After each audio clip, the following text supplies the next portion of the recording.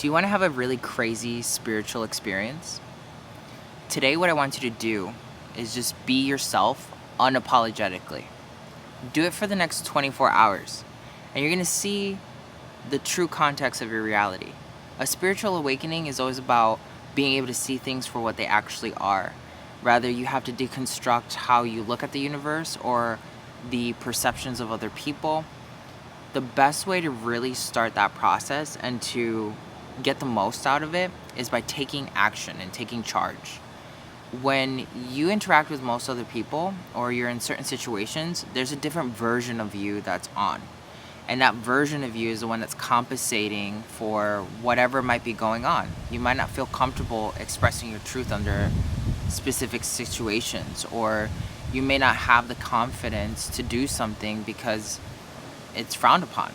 So when you actually take the second to be unapologetically you get to see what other people react to you being who you are. You get to see if they could actually identify and be something of value in your reality, because some people like a version of you.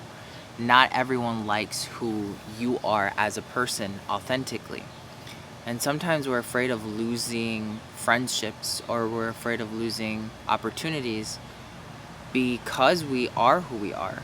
And that's not true spiritual awakening. That's not really spiritual enlightenment, because you need to embody your positives and your negatives. And what one person may see as a negative, another person may see as a positive. When you're unapologetically yourself, you can understand that no one's perfect. Everyone's somehow trying to figure it out.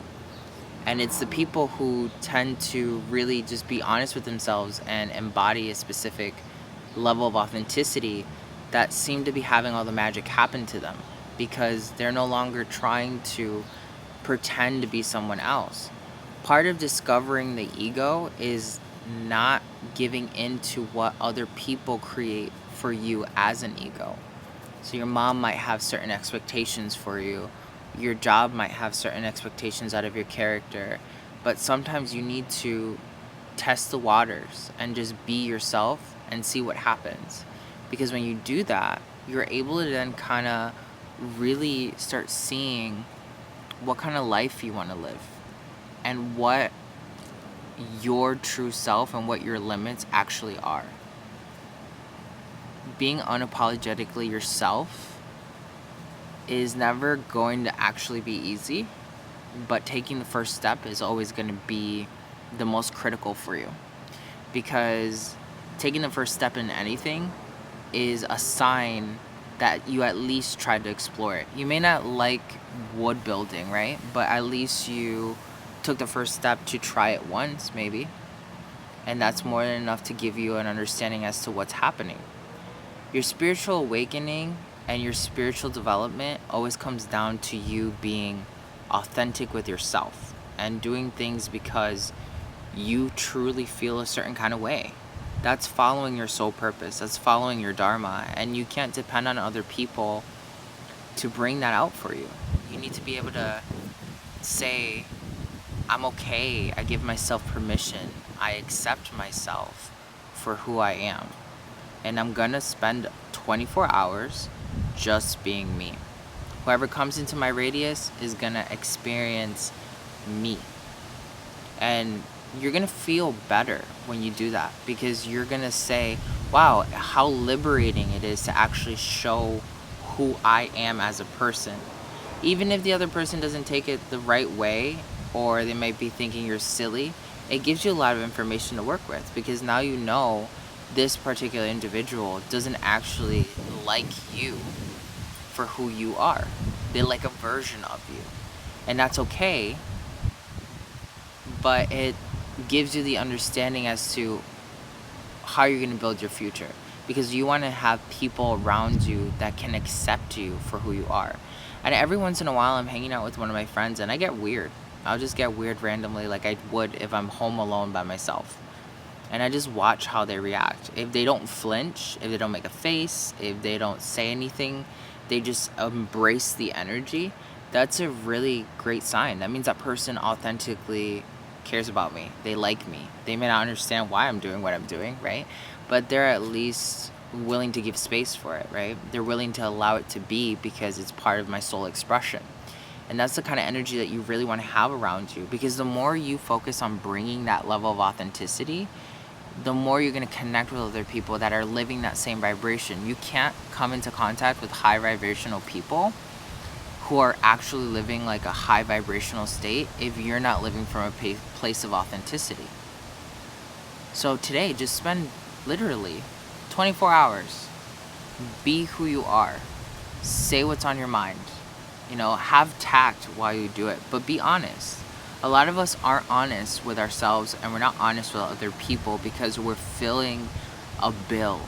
We're filling a perception that's going to make that person feel comfortable with us. We're doing things out of safety, right?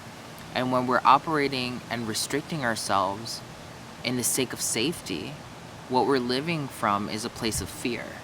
And that place of fear is not going to let you blossom in your own spiritual development, in creating the things that you really want to create. Because if you don't know who you are, how are you going to manifest things that are in alignment with the real you? The easiest things to manifest are the things that you are personally embodying, things that you are personally being authentic with.